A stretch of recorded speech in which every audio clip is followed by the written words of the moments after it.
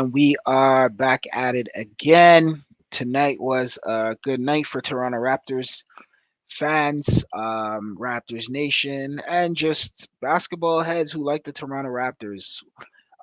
We were able to get the victory tonight in a pretty good win tonight. I must say, I was satisfied with the win tonight.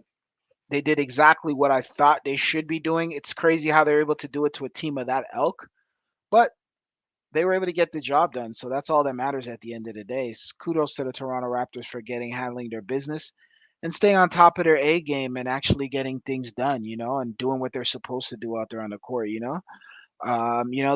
don't want to be at the bottom of the NBA, right? So you got to start getting these wins. It's it's a good win because of the team they did it and the fashion, the way they did it. It was a very good win tonight. I like what I saw from the team. Um, I love what I saw. I'm going to get into the stats very quickly for you guys, but definitely a hard fought win tonight. There was still some stuff that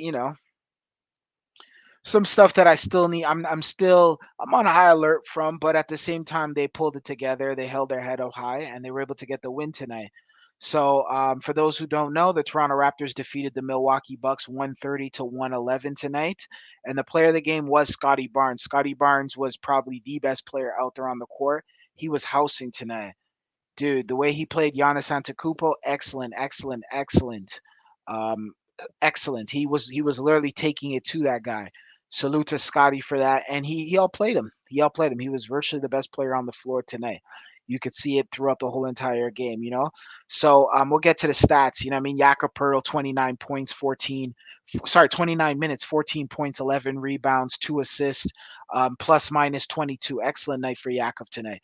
OG Anunoby, 24 minutes, 16 points, 2 rebounds, 3 assists, plus minus 16. Pretty good night for OG tonight.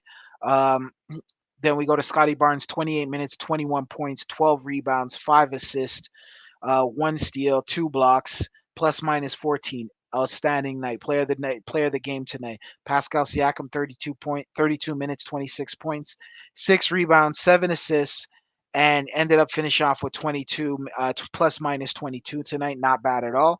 And then we have Dennis Schroeder. Dennis Schroeder, really good player. I think he's probably been him and Scotty have been the most consistent players on Toronto, but Dennis has been giving a lot to Toronto, and I like how he plays. 28 minutes, 24 points, 4 rebounds, 11 assists, 1 steal, plus minus 21 tonight. Gary Trent came in there with 28 minutes, 8 points, 3 rebounds, 1 assist, plus minus 8.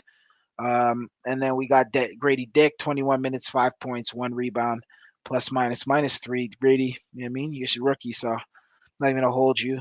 Malachi, 19 minutes, 2 points, 3 rebounds, 4 assists, 3 steals, plus minus 2. And then we also have Otto Porter. Salute finally. They finally put Otto Porter out there. Like they gave him some minutes. They put him out there. Otto Porter came out there and he did his thing tonight. He actually came out there and played tonight. Like we've been waiting for Otto Porter for how many years now? He's actually out there playing. So it's good to see that Otto Porter was out there. He contributed with 15 minutes, 6 points, three rebounds, 1 assist. Um, Good night for Otto Porter. As far as just some productivity from him, just a different look off the bench, man. That's all I'm asking for. I'm not asking for much, man. I'm just asking for guys to actually come off the bench and play. Give us some different looks. Give Otto Porter some minutes. Give what's his name as well some minutes. Thaddeus Young. I need to see Thaddeus Young out there. He has to play. We got to get some different looks. We got to get Thaddeus Young out there. I know Precious Achiuwa wasn't playing. He has a groin injury, so we had to put in Otto Porter. We needed a big body out there, and Otto Porter gave us some minutes tonight. So salute to Otto, and he hit a big three. That three off the corner, that was a good three right off the. You know what I mean? Salute to Otto Porter for real.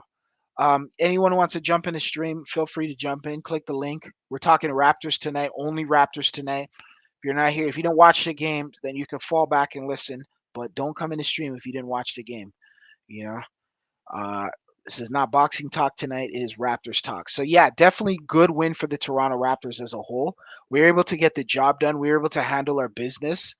Um, I love what I saw from Scotty Barnes. The inside, the outside game, him playing on both ends of the court, blocking shots, grabbing rebounds, guarding Giannis Antetokounmpo. He took on their best player and outplayed him.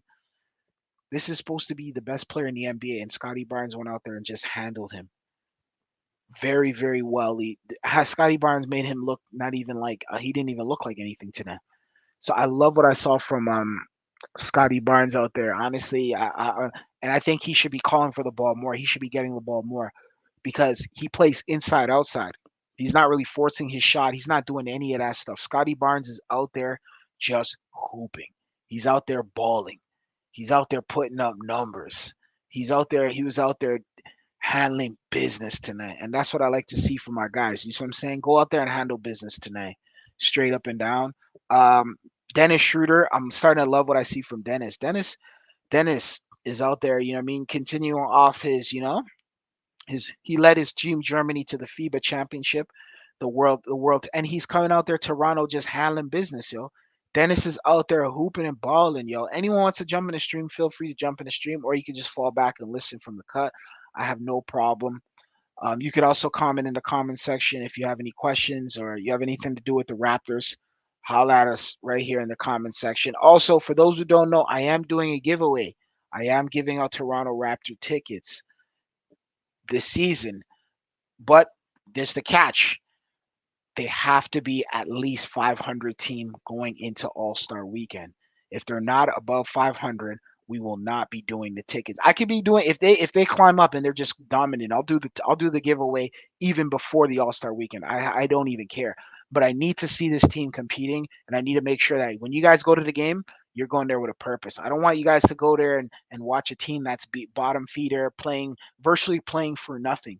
We're playing out here to get to the playoffs and win the championship. So I really want to our fans to come out there and our people and our supporters to go out there and actually go to the game and enjoy the game. So I will be giving out tickets to the Toronto Raptor game. Keep watching the channel. If you want those tickets, you got to constantly keep watching and binge watch or listen live, but just support and salute to all the people that have supported in the past, but we need people supporting 2023, 2024 season. So I'm going to be giving out tickets and get ready for that. All right. Also, yeah. So some of the plus I saw tonight, I just saw excellent rebounding. I saw a team that Raptors were at the bottom. They didn't even score 100 points. They were struggling to even score 100 points. They were the worst, lowest scoring team in the NBA, but all of a sudden that's changed up now. Toronto Raptors have picked that up. They've picked that up, and you see it tonight. Like the Raptors are out here actually putting up numbers. They were really dominating tonight. Scotty Barnes took on Giannis Antetokounmpo, took on that assignment and handled him straight up and down. Like I like what I saw from Jakob Pertl. The 11 rebounds was excellent. That's what I need to see. I got to see guys crash the boards. The Raptors were displaying that tonight. They were able to do an excellent job and very sufficient job at crashing the rebounds. Look at the rebounds tonight. Scotty Barnes had 12. Jakob Pertl had 11. Um, then we've had about 6 from Pascal Siakam. Pascal had one big rebound. I saw that. I was like, whoa. I was like, that's a strong rebound. That's a man rebound right there. That's what I like to see. Scotty had had several of those as well too. So that's what I like to see from our guys. I like to see our guys actually going out there and crashing the glass and attacking the glass and attacking the boards. And I think that's really important as a team in order for us to build that camaraderie and that cohesion together. We really have to go out there and actually play both ends of the court, which we did do tonight. I like what I saw from that. Another thing I like to saw was the points. Guys were putting up numbers tonight. Guys are actually going out there and scoring tonight, and that's the great part about what I like tonight. Guys were really scoring out there. Guys were putting up numbers. Guys were putting the ball in the bucket, and the Raptors were able to display that tonight, which was a great thing. Raptors need to continue to attack the glass and to continue to put up the points in the paint and inside. We got to score inside. We got to score inside, outside. I still think the 3-point shot will be our Achilles heel, will destroy us in the future if we constantly keep forcing our 3-point shot. I think we need to start learning how to play inside outside basketball because at the end of the day, that's the best way to play basketball. That's the most efficient way, and that's the best way to put up points and playing both ends of the courts. That's how you're able to defeat your opponents. So the Raptors have to figure out strategies on stop shooting so silly threes because if you look at the 3 points right here, like the 3-point shot, it was like I'll tell you what it was. Look, Yakov didn't shoot any threes. OG Anunoby 1 for 1, so he took 1 3-point tonight. Then we had Scotty Barnes 4 for 6, not bad. Pascal Siakam 5 for 8, not bad. Then we had Dennis Schroeder 2 for 4. You see what I'm saying? And then we had Gary Trent 0 for 5. He even scored a 3-point shot. Then we had Grady Dick 1 for 8. You see what I'm saying? So it's kind of like, you know what I mean? And then we have Malachi Flynn. Um, it says what, 0 for 1? I don't know what happened there. I don't know if he got fouled or what. But and then we had Otto Porter 2 for 4. Then we had Precious.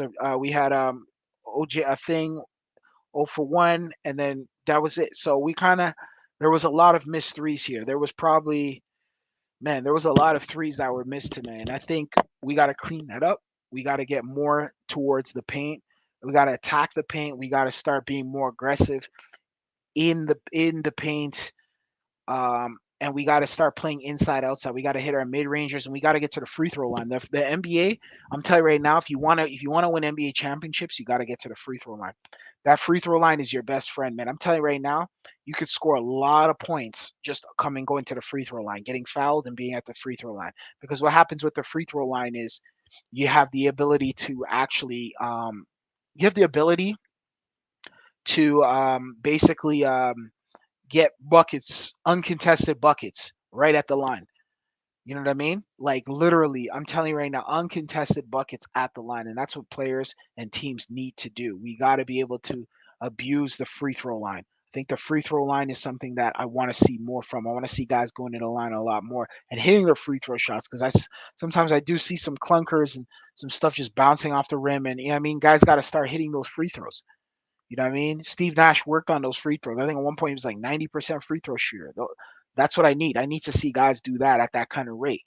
That work rate is the best kind of work rate. And that's the work rate that will potentially win us championships or get us a championship, because we got to get one more champion. I swear to you, by the end of this decade, we need to win one more champ. We got to win at least one championship.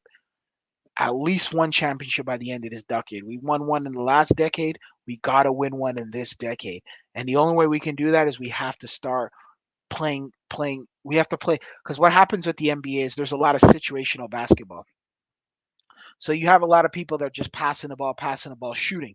They're just passing, 3 point line, shoot, 3 point line, shoot, 3 point line, shoot. So there's no real plays. Sometimes there's no plays, or sometimes guys delete the playbook and they start playing off of just situations, like whatever's open, whatever's like, instead of actually playing within the system, like an actual offense or an actual offense or an actual defense, and just sticking to that, running up plays and stuff, playing off screens.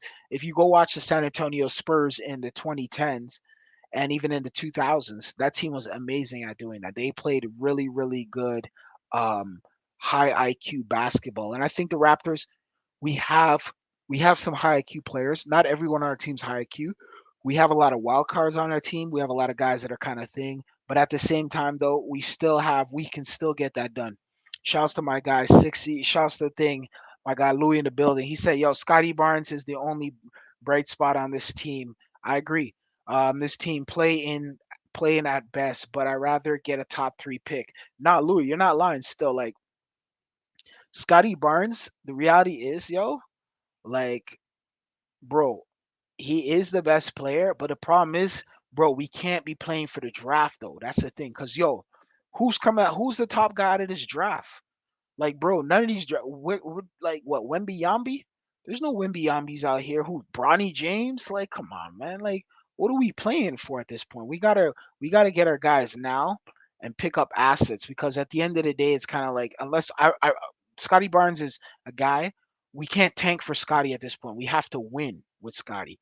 We got to get, like, I was even thinking like, hey, maybe we should trade for Zion Williamson or something like that. And when he was going through the whole situation this summer with you know what I mean, with all the girls and stuff like that, and the, you know what I mean, Mariah Mills Instagram models and porn stars and stuff, I was like, bro, we should just like trade for him, get him with Scotty, and and we'd be able to dominate a lot of teams, because that's bully ball right there. Those are two guys who play big. Like Scotty Barnes was out here bullying Giannis Antetokounmpo today.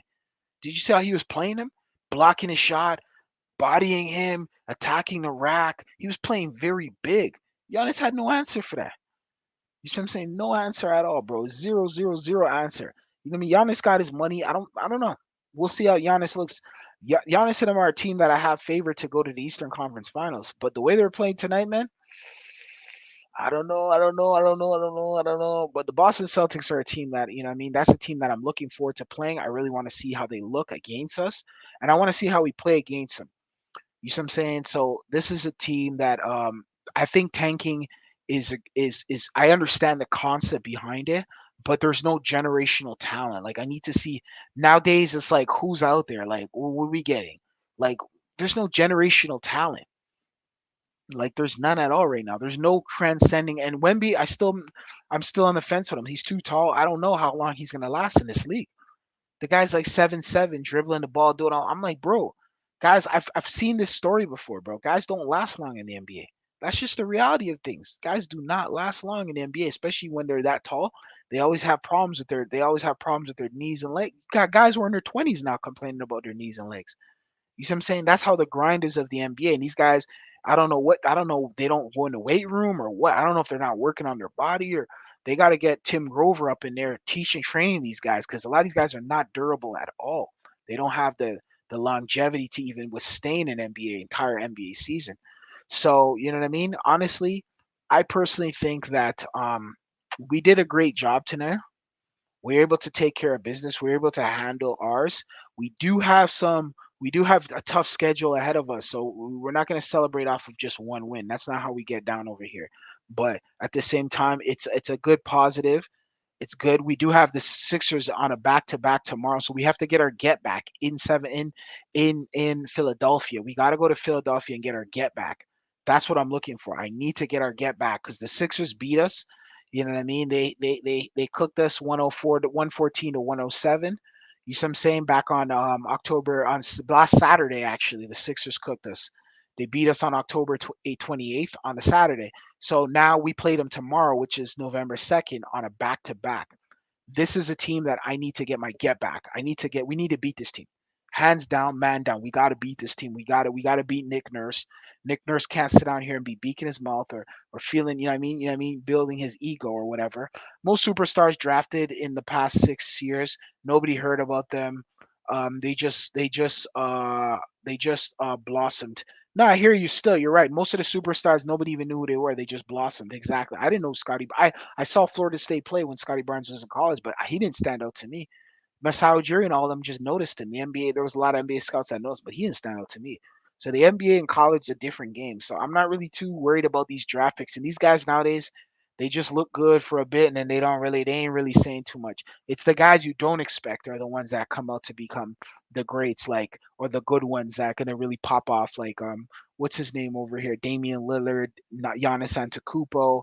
Like those are the best kind of guys. You get them in those mid-tier rounds. Like those are the guys you want to get ideally and build your franchise around, right? But they're hard to find, right? It's like bro, it's like finding like I don't know. It's like finding a freaking I don't know a rare gem. Like you know what I mean? You feel me? It's not like they're very scarce. They're hard assets to find. So if you can get it, you can get it. But if you can't get it, then oh well, that's just what it is. So personally, for me, I think we have to get our get back because once we play the Sixers, we got to be able to defeat the Sixers. I think the Sixers are a really good team. I'm not sleeping on the Sixers, but they are flawed. They're not the best team. Simple as that. Real talks, they're not.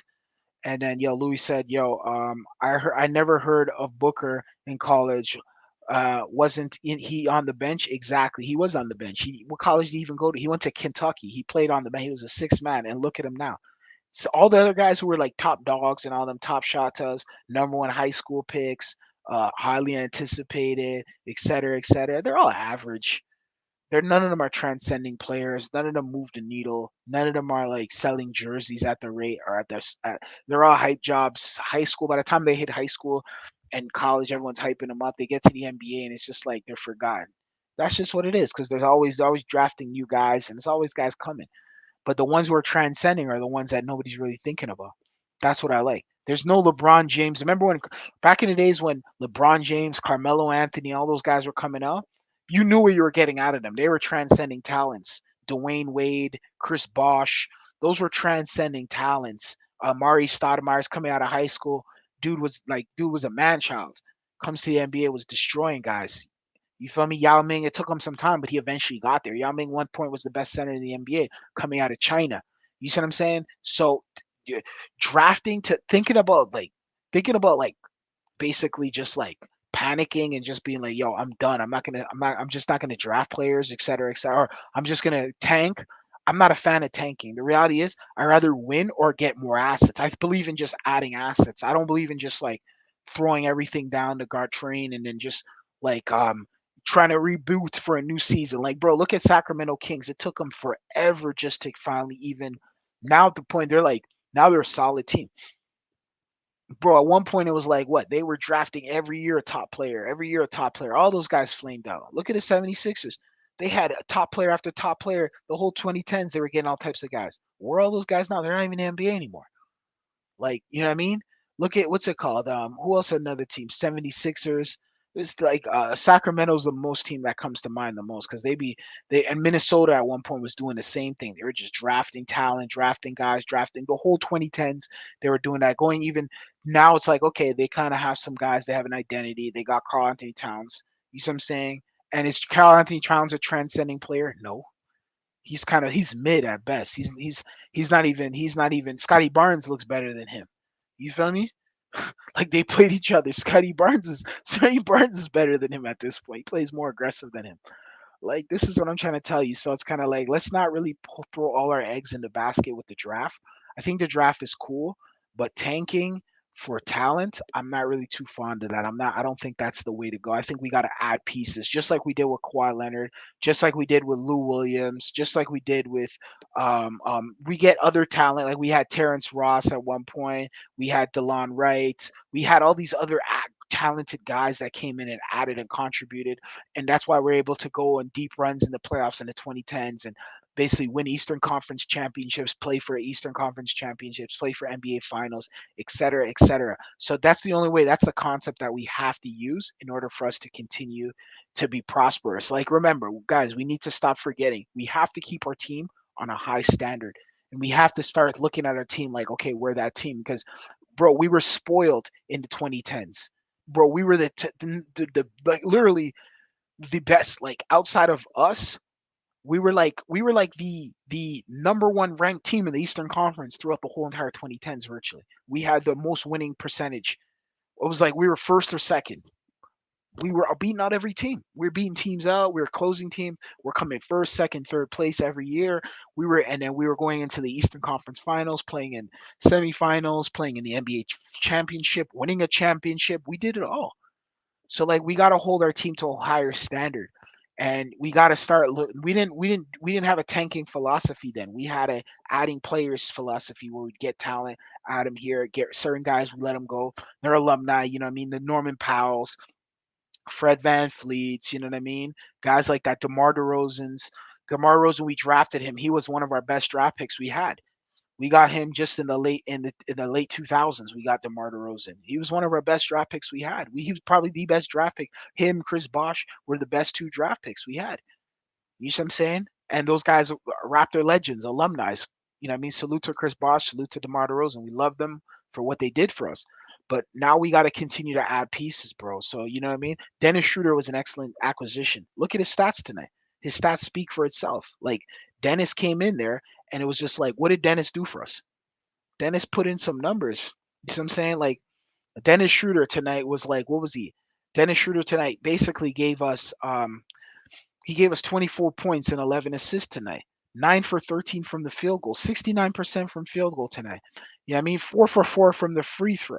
Like he was at 1000%, he was 100% from the free throw line tonight. 2 for 4 from 3-point line. You know what I mean? 500. You know what I mean? He was a 50% free throw, 3-point shooter tonight. Like, dude, those are numbers. Those are really good numbers.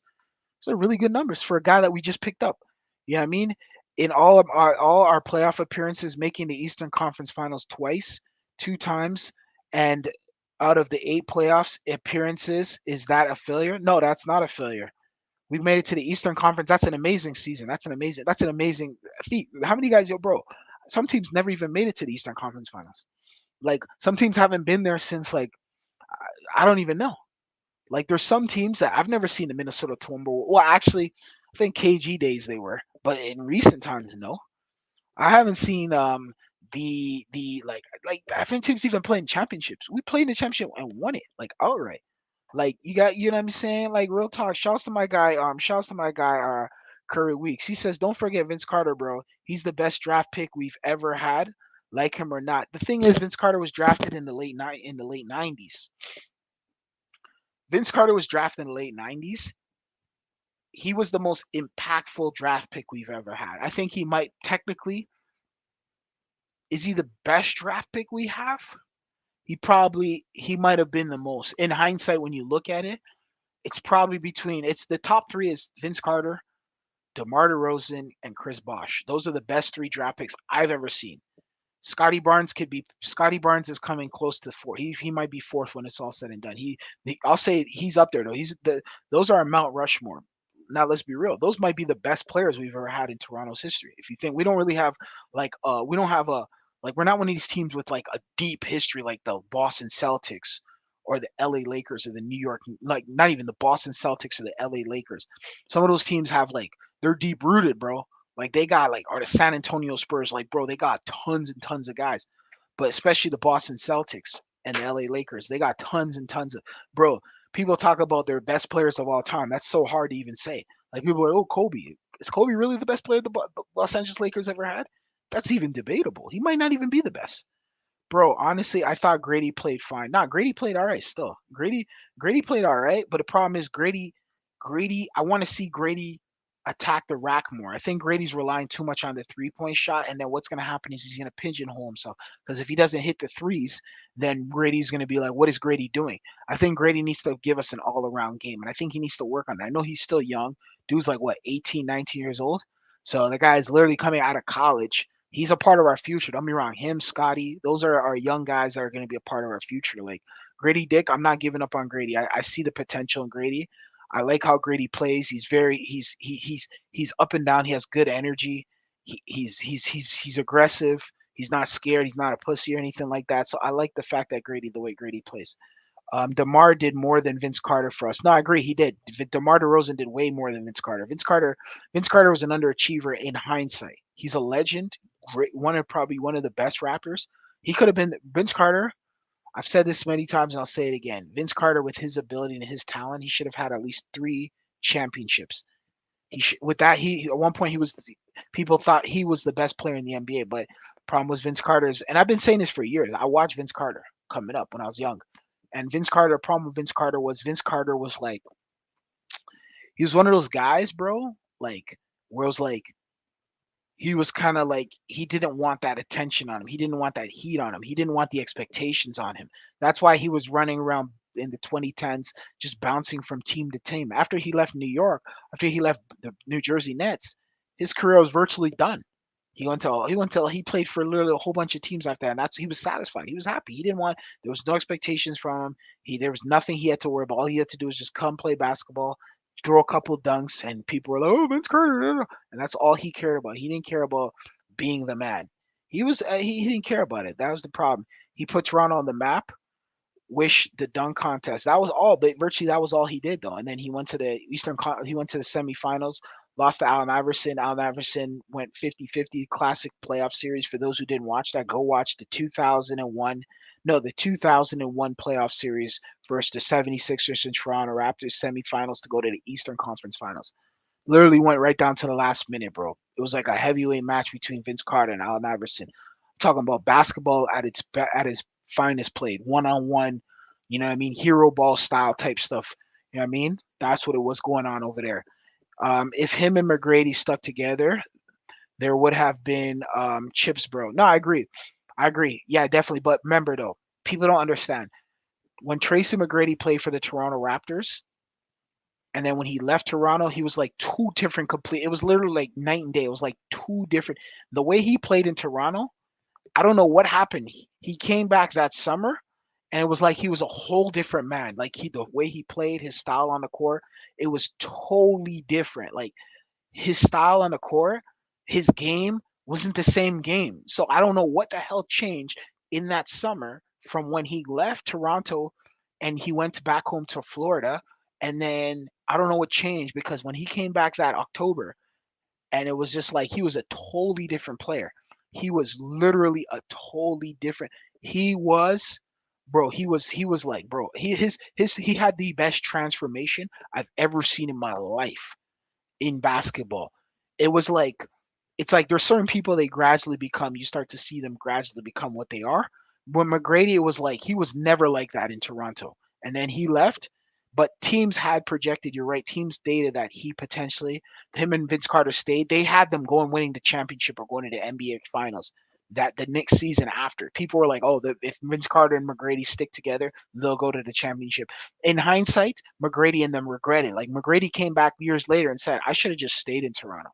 Because if I stayed in Toronto, me and Vince would have most likely made it to the NBA Finals. And I agree, they would have made it to. They would have brought everyone back. They would have went to the finals. They had Alvin Williams, the guard. Salute to my guy Alvin Williams, bro. Raptors alumni. You know, I respect the alumni. I respect our veterans. Is Kawhi the best player to put on a Raptors jersey? Yo, that's a good question. See, yo, the problem is he may even be. He might. He's up there. Kawhi Leonard. The problem is he didn't play long enough. But bro, his one season there, bro, that was that Kawhi Leonard. I remember I was telling people, bro, Las Vegas, Nevada had the Toronto Raptors. The gambling casinos in Vegas, I don't know what they saw, bro. But I was the first one to call it. Nobody else believed me. I was running around telling everyone, yo, bro, because you know me, I'd be sitting down there just seeing things before it even happens. Like I got that, like, you know what I mean? I got that, you know what I mean? That I just be seeing. I one thing about me is my senses tell me things, you know what I mean? And I saw something there. And I saw it and I watched the preseason and they had projected that the Toronto Raptors were going to go to the Eastern Conference Finals. And when they said that, bro, I was telling everybody. I was spreading the gospel. People were just kind of like, oh, sleeping because you know Toronto people, they don't watch basketball. They don't watch ball. Toronto people, bro, I've been to bars in Toronto. I've been in all over Ontario, like in the GTA, the Greater Toronto, Toronto, and the Greater Toronto area, like other places. Bro, the game will be going on. Nobody's watching the game. Fourth quarter comes, it's close now. Everyone starts to watch the game. I'll be sitting down there watching from the beginning to the end. In Toronto, people will sit down here, catch the fourth quarter, last 5 minutes, last 4 minutes of the game. Then they're all of a sudden going crazy. They're experts. So a lot of people didn't see that, but I saw that coming. So Kawhi Leonard potentially may be one of the best Raptors of all time as well. I agree with you on that, Louis. He might be one of the best ones because what he did that run is like unprecedented. Like that run, you'll probably never see that run again from one player ever. The way he was played like a man possessed. That's why we won the championship. Salute to Kawhi Leonard. Yo, the coaches had him back, bro.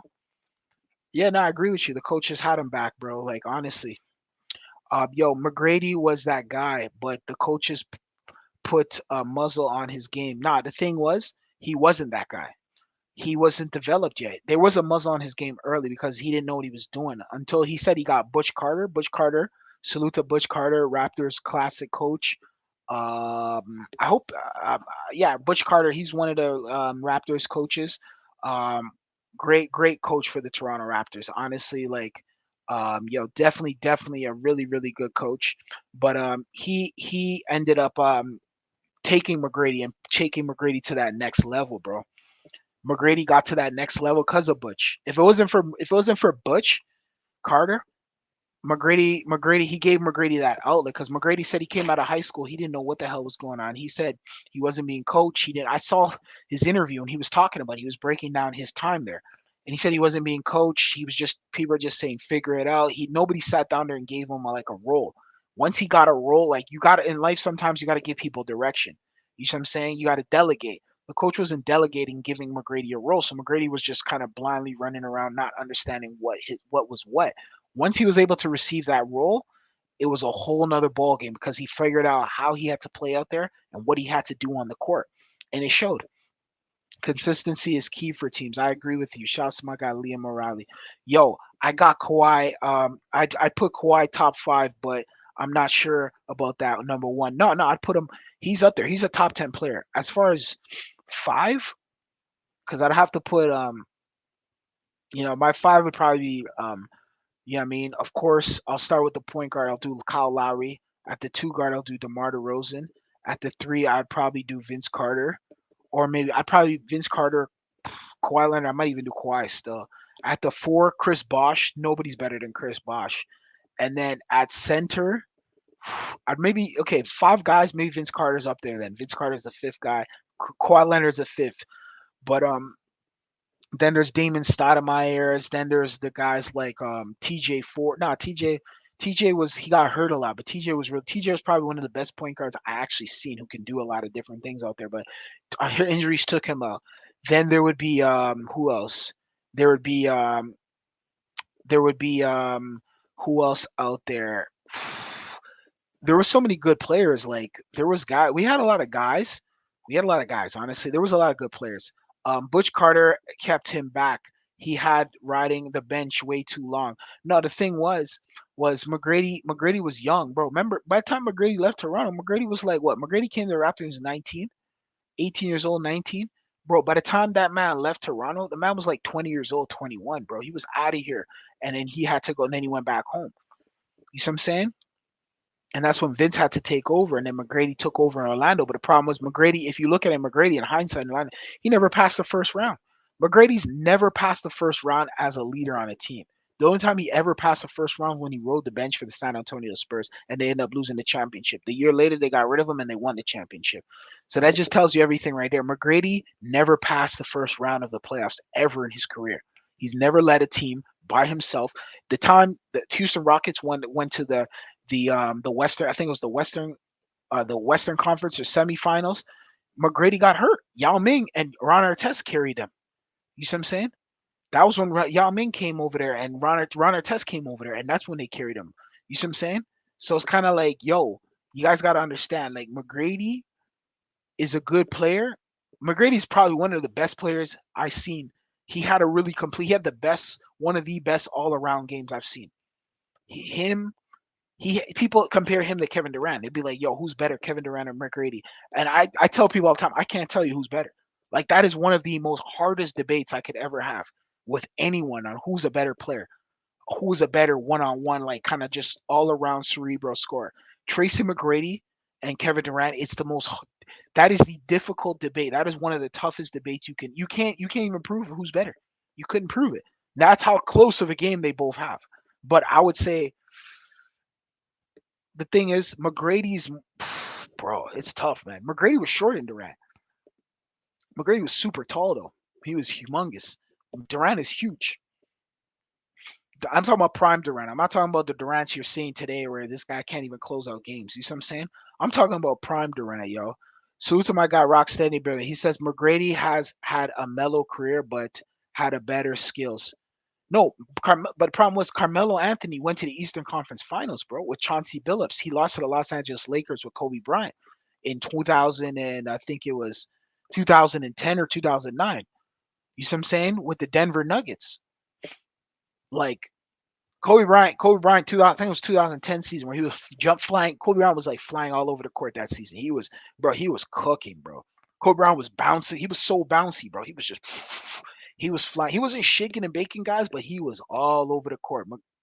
You see what I'm saying? McGrady has mellow career, but had a better skills. Mellow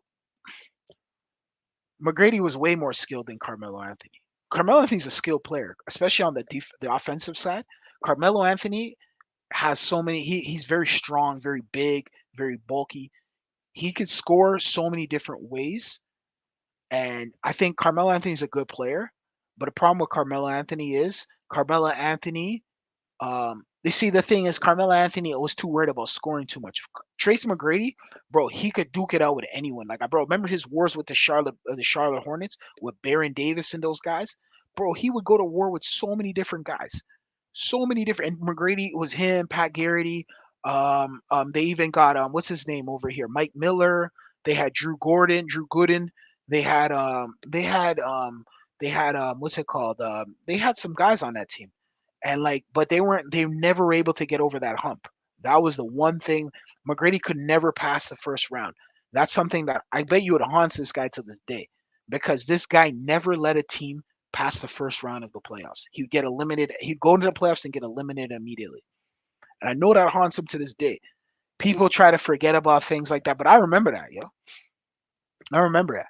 You see what I'm saying? Like I remember that. Like and this guy would win scoring championships. He would win the scoring title every season after season after. Bro, his game, I don't know what he did. I don't know what he took, But bro, it is one of the most interesting cases of a guy who literally played one way within like a calendar month of April, within May, June, July, August, September, within like a 5 to 6 months radius, came back and played a totally different basketball style and was dominating guys. Literally was like literally just doing whatever the hell he wanted to do on the court. Even Kobe Bryant said, he said, bro, he had the exact same game as me.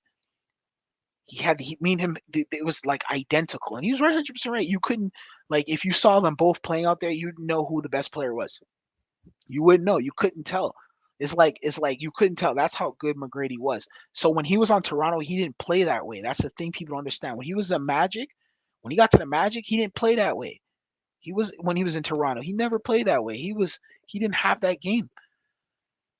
Okay, a lot has to do with the fact that there was a lot more expectations on him because of the fact that Grant Hill got injured, Patrick Ewing didn't show up. They were going to get Tim Duncan and Doc Rivers. Doc Rivers in Doc Rivers fashion Doc Rivers fashion screwed that up, right? Basically said, "Oh no, your wife can't come on the plane or whatever." Some dumb shit like that, right? So basically, Tim Duncan had re-signed with the Spurs. He was going to go play in Orlando Magics.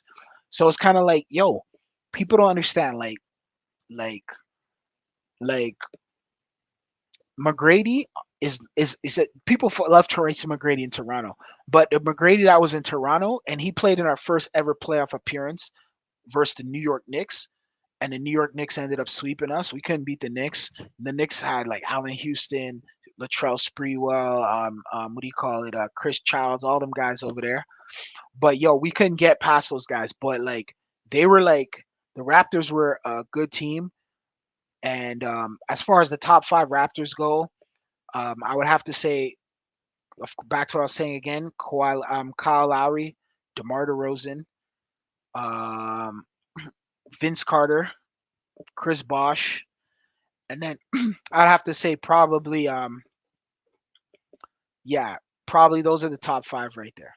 You know what I mean? Those are the top five Raptors. Then we could go Damon Stoudemires. We can go Kawhi's, all like we could go a whole bunch of other ways the way you guys want to go, but as far as the best, that was the best. Like those are the best players I've seen personally, straight up and down. You know what I mean? Like there's obviously like, honorable mentions like Tracy McGrady. Some people say he's the best Raptor, but his numbers don't really show for it. But he was a good player though. He was entertaining to watch, but he didn't really have like crazy moments because he was behind the shadow of Vince. You know what I mean?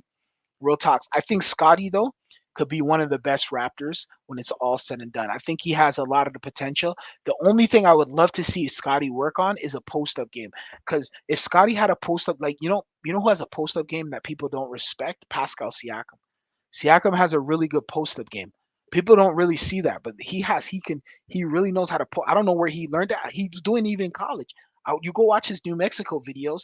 He was doing that over there. I don't know if he learned that at Basketball Without Borders or what, but you know what I mean? Maybe because he's close with a lot of the African guys, like maybe he worked with some of the African bigs like Hakeem Olajuwon and Mutombo and all of them. Maybe he picked that up over there, but he has a very underrated post up game. Like it's very underrated. Like he can shift off guys very quickly and get to the bucket. But even tonight, you saw him dunking all over the place, and just like, you know what I mean? He was playing very aggressive, and I think that's what we have to do. We have to play very aggressive and we have to get on guys early. If we get on guys early, yo, bro, I'm telling you right now, we'll be able to get out. We'll be able to get a lot of teams out of here. Because the Raptors, reality is, the truth is, Raptors, Raptors are control our own fate. As a team, we control our own fate. But the only thing is, we just have to play as a team. We have to start playing with that team concept, and that's the thing that I think the Raptors aren't doing in some instances, or we just fall behind, or we just kind of like we melt down. We let them get too close. We can Raptors are the type of team will beat a team for 3 quarters, and then the fourth quarter comes, and all of a sudden, bro, we just get our ass. We just let them come back. We have to end that comeback stuff. We have to end that comeback stuff because that's the only way we're gonna actually be able to like really basically keep and win these games. Because the reality is, we're not good closeout teams. We're not. We're if the ball if that shot clock hits like whatever 7 seconds or 2 seconds or 3 seconds, Raptors are not going to be able to close out the game. So we have to start kind of just beating teams outright because we don't have a closeout player. I haven't seen one yet. I don't know who's the closeout player on Toronto right now. but I have not seen a closeout player for the Toronto Raptors yet. And until we get a closeout player, bro, I'm telling you right now, like we have a lot of work cut out for us as a team. So the only way we could beat teams is we have to get on them early, like we've done in the past. We've got on teams early. We started blowing them out. We started picking up that momentum. We started putting up those points on them, like we did tonight against Milwaukee. We got on Giannis's ass. Scotty Barnes was bodying Giannis, putting him, you know what I mean, blocking his shots, sticking his tongue out. You know what I mean? Hitting his threes. You see what I'm saying? Attacking the paint. That's what we have to do. You see what I'm saying? And I think Scotty needs to call for the ball more. And if Scotty develops a post up game, inside outside game, he'll be the best player in the NBA, hands down. He'll be the best player in the NBA. He'll be and he'll be the best player in the NBA, and he'll eventually have his jersey in the rafters. There's going to be a couple players with their jersey. Like Kyle Lowry will have his jersey in the rafters. DeMar DeRozan will have his jersey in the rafters. Maybe one day, a GM or a owner, you know what I mean, comes in there and puts. I'm gonna say this is controversial, but Kawhi Leonard's jersey needs to be in the rafters as well. Vince Carter's jersey should have been in the rafters. Chris Bosh's jersey should be in the rafters. You see what I'm saying? There's some jerseys that need to be fucking retired. There's some numbers over there that nobody should be touching. And I'll tell you right now, Kyle Lowry's number, nobody should touch that.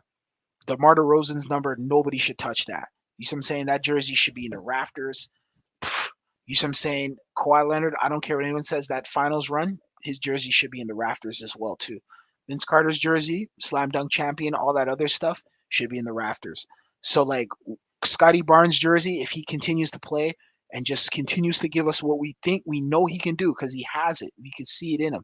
He has it in him. He has it in him. He's not the most flashiest player. You're not going to see 360 windmills and all that other stuff from him, and under the leg and all this other, you know what I mean, caught back and you know what I mean. But he's going to play big. He's going to play bully ball, and he's going to put up numbers, bro. And that's all we need him to do. That's the reality of things. We just need him to be call for the ball more and let him take charge. We got to give him the keys to this team, and he's already starting to take it. You feel me? So salute to Scotty Barnes. Honestly, I like him a lot. I like what he's doing. I think he's a bright side for our team. I'm not sitting on here blaming the coach. A lot of people are like, "Oh, is it the coach's fault?" I'm like, "You guys are fools, bro. This guy just got here, bro. This guy's trying to figure it out, bro. He doesn't know what's what, bro. He doesn't even. He's still trying to see what his players can really do. And at the end of the day, he's on a leash. He has to answer to Masai Ujiri. Masai Ujiri and them guys are calling the shots on. They're Masai said it. People don't know. Masai said it when they before he says we're gonna be responsible for a lot of things that go on now, and we're gonna be calling things from behind the scenes and telling him what to do. So he's not he's there's strings on him. You know what I mean? That's why I think Otto Porter played tonight. Of course, Precious Achiuwa was down, and we needed a body for our guy over here. What's his name? What's our boy's name over here? Bro, what's his name? Precious, Otto Porter. Precious was down, so we needed a body. Otto came in. Otto gave us good minutes. Otto came and hit those threes. Otto was giving us good minutes. I need to see Otto played more. I need to see him play more. I need to see Otto get more minutes. Also, we need to see what's going on with Christian Koloko. Like, bro, you got to be out here, bro. I don't know what's going on, bro. I don't know if you're still sick or what, but I got to see minutes from you. Like, I got to see what you're able to do, bro. Like, you know what I mean? You're a young guy. You know what I mean? You're a bright spot. We want to see you play out here. So I'm looking forward to seeing what he can do for us as well as a team, as a player, as a team player on the squad. Um, because we do have some bigs, and I mean Jakob Poeltl gave us good minutes tonight. I think Jakob needs the ball more too. I think we need to give him more looks. Dennis gave him some good looks, and Dennis had one sick ass pass I saw, bro. I was like, bro, Dennis got eyes behind the back of his head because I know you guys seen the same pass I saw too, and I was just like, bro, where's that coming from? Like what? That was a nice ass pass. So I want to see him get the ball more, Jakob Poeltl, because I think Jakob can do a lot with the ball in his hands. Really and truly, I think he can do a lot with the ball in his hand. I think he can put up a lot of points in the paint, and I want to see him get to the free throw line a lot more too.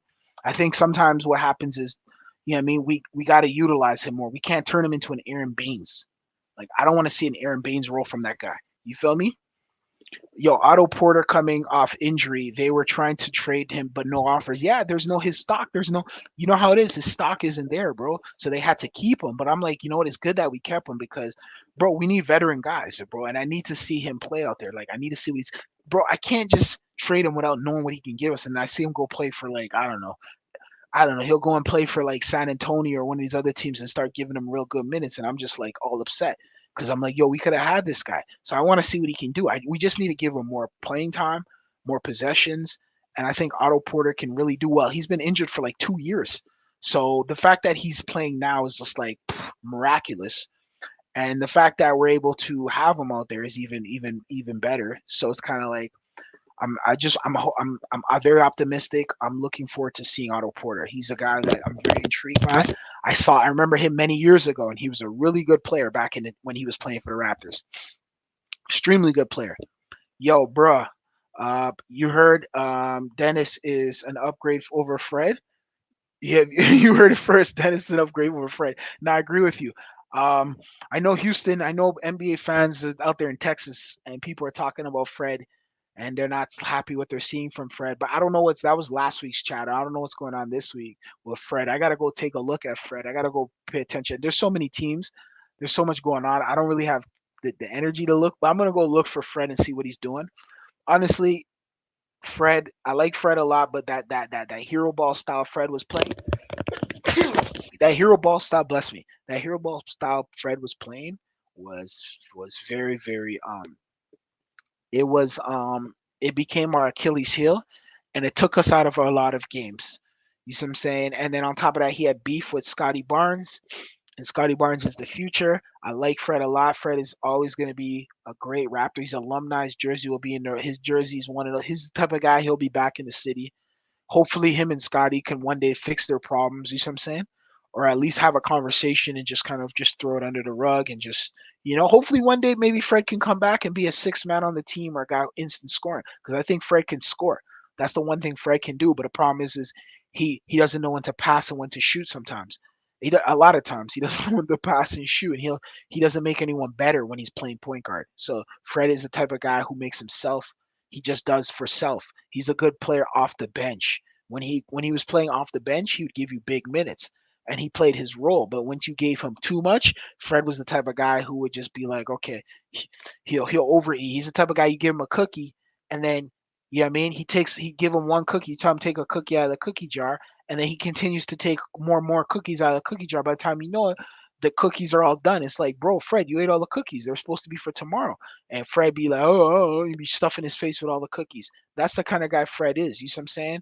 So he didn't make anyone better. And then he had problems, of course, with Scotty Barnes. Nick Nurse had problems with Scotty Barnes. That's why he took off. He didn't want to shake Scotty's hand or anything because he still has issues.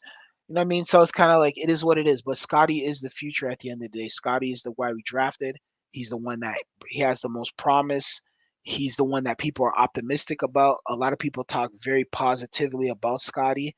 And you saw tonight. Look how he defeated the Greek freak, Giannis Antetokounmpo. He was better than him the whole entire night. He bodied him, and that's what you're supposed to do. Like when you play ball, that's what you're supposed to do. You're supposed to dominate your competition and the opposition, and that's what he did tonight. And that's why he got player of the game tonight. You see what I'm saying?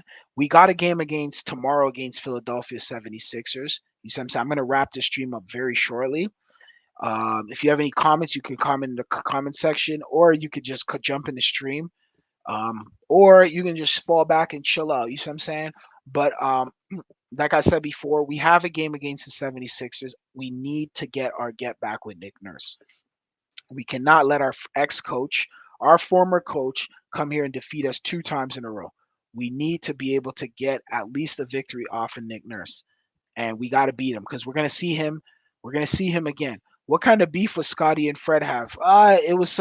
There was some problems in the locker room. There was beef in the locker room. They thought certain guys were trying to state basically what they were saying was Scotty Barnes is selfish, and they were putting out a narrative that Scotty Barnes was selfish to the media and to certain people in the media, and they were even trying to say that trying to even say he had a low IQ, and even trying to say that virtually he's like dyslexic or something like that. Like they were trying to insinuate that he's not there. He's not all the way there. Like he was like, you know what I mean? And it was just kind of like, bro, you see what I'm saying? Like, what are we doing? You feel me? And that was all because he wasn't backing down from Fred VanVleet. He saw the BS from Fred. Fred wanted things his way. Fred wanted to play politics. You see what I'm saying? And at the end of the day, Scotty wasn't Scotty's a he's you know what I mean he's a guy who has a he has a guy who's a strong personality and he knows himself. He knows who he is. And the reality is it's kind of like because he knows who he is, because he knows who he is, he's not going to back down from none of these guys over here. These guys, their claim to fame is they won the championship, which is understandable. They did win the championship, but they were role players on the championship. Scotty Barnes was drafted as a high pick. He's a promising talent. He's potentially a future All Star. So the reality is, Scotty knows we drafted Scotty. NBA is all about NBA is a business. So we draft Scotty Barnes because at the end of the day, Scotty Barnes, as we drafted him in their draft, and he was one of the early picks in the draft. Because he's one of the early picks in the drafts, he's one of the guys that he has to prosper. He has to do very well. He has to be a player that performs at the highest level, and we need him to do well. We can't have him become a bust. You see what I'm saying? So because of that, Scotty has to go out there and he has to perform and he has to get the ball in his hand. Look at his size. He's bigger than Fred VanVleet. He's more rawer than Fred, but he could do a lot more things that Fred can't do. Fred can't do a lot of the things. Fred is undersized. The reality is Fred VanVleet was an overachiever. He didn't get drafted. Yeah, he bet on himself. He went to the Toronto Raptors. He played his ass off. He made the team. He made it. He played in the Raptors. He played in the G League. He won the championship in the G League for the Raptors 905, which we commend him for that. Thank you. And then on top of that, he came to Toronto. Then he ended up winning. He ended up becoming a pivotal player in the championship for the Toronto Raptors back in 2019, 2018, 2019 season.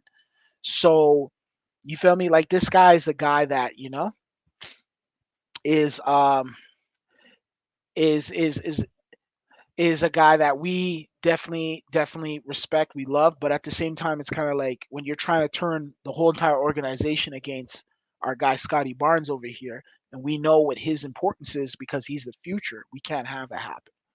We can't bring a negative energy and this, that, and the third. And you see what I'm saying? And Scotty at the end of the day needs to now that he's gone, you have to step up and you have to be the leader. You know what I mean? You have to show that, yo, I'm the guy.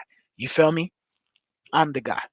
So this is why they brought me here. They brought me here to come over here and dominate. I wish we could have had all these guys on the team, just like the Spurs used to do. The Spurs will draft a guy, keep him, have this guy. They used to draft David Robinson and Tim Duncan would play on the same team together. You know what I mean? David Robinson and Tim Duncan played on the same team together, bro. Tim Duncan and Ginobili played on the same team together. Tim Duncan and Tony Parker played on the same team together. Tim Duncan and Kawhi Leonard played on the same team. But what happened later on? They all ganged up on Kawhi Leonard. And that's why Kawhi Leonard ended up having to come play in Toronto because at the end of the day, they had beef with him. Tony Parker, Ginobili, they had beef with him. And the coach, Greg Popovich, had beef with Kawhi. But at the same time, Greg Popovich ran a certain type of a style of where it was like he had those guys as his shield, and those guys were like kind of like and Kawhi Leonard was an American guy who's not tolerating that nonsense, just like Scotty's American guy who's not tolerating that nonsense. So at the end of the day, you got to treat guys equally. You got to treat guys with respect. You got to love your teammates. You got to be out there for your teammates. You got to show love to them. You can't be beefing with them in the locker room like Fred was doing with Scotty. And behind the scenes, Square's going around to the media, Toronto media, taking shots at Scotty, talking slick, saying certain things. And of course, Nick Nurse loved Fred. He loved how Fred stood about. Him and Fred were together from the beginning, from G League days to this to that. So he has a great relationship with Fred. He knows Fred very well. Scotty just came, so there's tension, of course, going to be there, right? You see what I'm saying? So that's just what it was, yo. Honestly, and at the end of the day, they all ended up leaving. Scotty's still here. Scotty's our guy, and we're gonna ride with Scotty. Simple as that. I'm riding with Scotty. Scotty's my guy. I mess with him. I like what I see from him. I think he could be eventually a Hall of Famer in the rafters. Time will tell, though. You know what I mean? But wins like this, playing against Giannis Antetokounmpo and defeating him and blowing him out, we should have done this versus Portland. That's the only thing I don't. We should have done this versus Portland. We should have blew up Portland. We should have blew up the Sixers. We should be undefeated right now. Real talk. That's the kind of talent we potentially can. That's the kind of game that we could potentially put out there for the public. But listen, yo, guys, I'm signing out. I'm out of here, bro. I'm not even gonna hold you guys. I'm gone. We'll be back tomorrow. We got the game tomorrow versus 76ers. And I'll be going live tomorrow after the game. All right. I'm signing out. Adios. Salute to everybody that came in and peace.